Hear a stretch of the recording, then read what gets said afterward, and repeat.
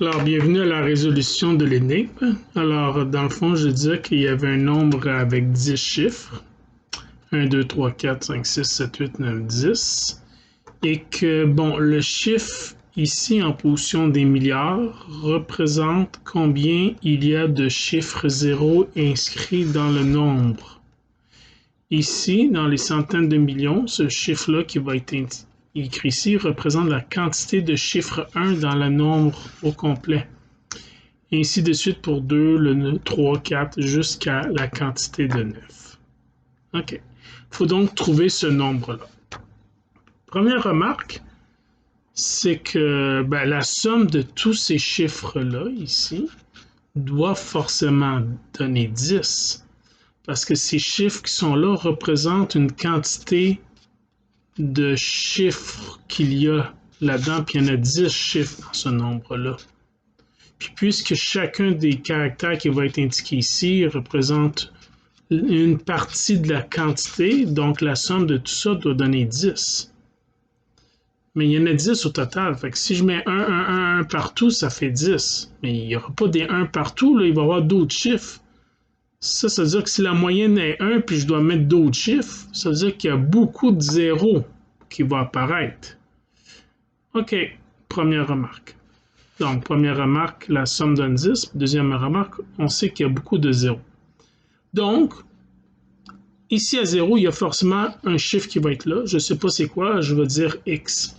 X étant le nombre de zéros qu'il y a dans la solution en même temps.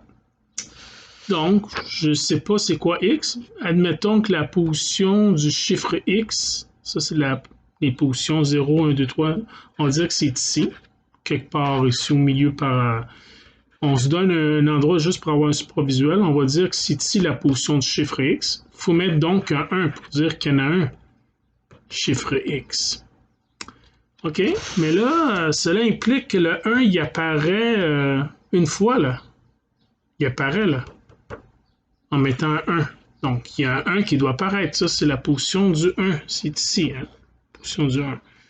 Donc, si je dis qu'il y en a un ici à la position 1, mais il va en avoir, cela fera un total de 2. Si je mets ici un 1 pour dire qu'il y a un qui est ici, mais en réalité, il y a une contradiction parce que ça fait qu'il y a 2 1.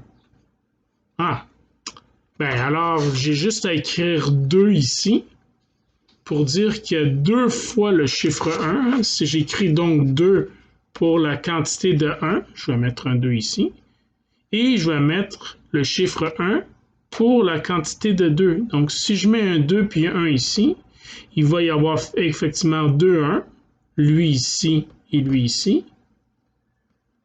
Et puis, en position du 2, c'est un 1 que je mets, il y a un seul 2, c'est lui. Effectivement, ça marche. OK. Donc, je sais que la solution, il y a beaucoup de zéros, puis il y a une certaine quantité de zéros que j'ignore qui est x. Donc, à la position x que j'ignore encore, je dois mettre un 1. Puis pour corriger ça, je ne peux pas mettre 1 ici, il faut que je mette un 2, 1 comme on l'a vu à la page précédente. OK, donc j'ai un total de 10 items au total, 10 chiffres. J'en ai déjà 4 qui sont placés.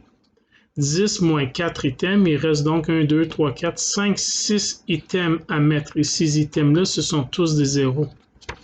Donc 6, c'est le nombre de zéros. Donc x faut 6. Et c'est à la 6e place que je vais mettre le 1. Donc un 6 ici à la position donc 0, position 1, 2, 3, 4, 5, 6, 7, 8, 9. Tout le reste, c'est des zéros. Donc c'est ça la solution. Donc c'est 6 milliards 210 millions 1000. C'est la réponse. Et cette énigme-ci, j'ouvre une petite parenthèse pour en faire une autre mini-énigme, me fait penser à celle-ci.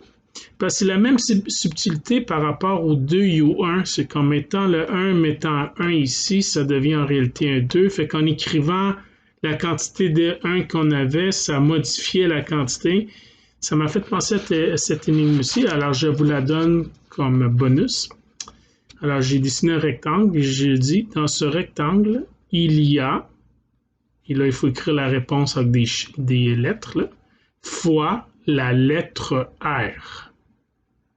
Ben, évidemment, le but c'est de compter hein, dans ce rectangle R ici, il y en a un. Il y a la réponse qu'on va mettre fois la lettre, il y a R ici, et R. Hein, ça fait donc 1, 2, 3. Il y en a 3.